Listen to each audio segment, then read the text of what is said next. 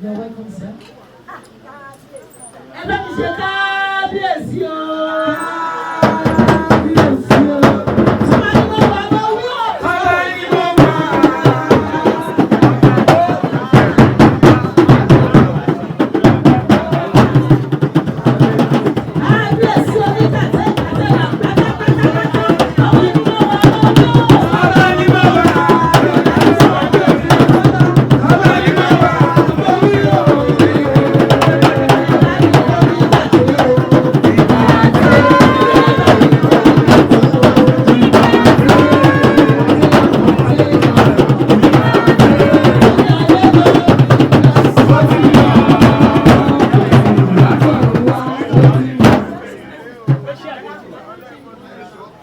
Thank you so much.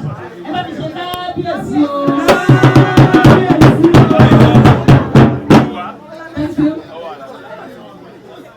Àwọn bàbá àti màmá wa tó wá, wọ́n ti gbé very competent alága wa. Ṣùgbọ́n wà wá lè dé kí wọ́n wọ ẹ̀kọ́ ọmọ kíkì sọ pé bí ẹ̀ máa ṣe ṣe ìjà wa. Yẹ́sọ, tẹ ẹ bá wá òkè lọ sí Ìbàdàn lẹ́yìn ní ibẹ̀ ní gbogbo property wà bí òkè àdó ẹ̀mí.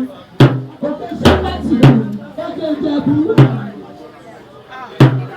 òkè Bọ́lá, òkè Alẹ́rẹ́, òkè Báyìí, gbogbo òkè Ìbàdàn ló wà, òkè òkè náà máa wà.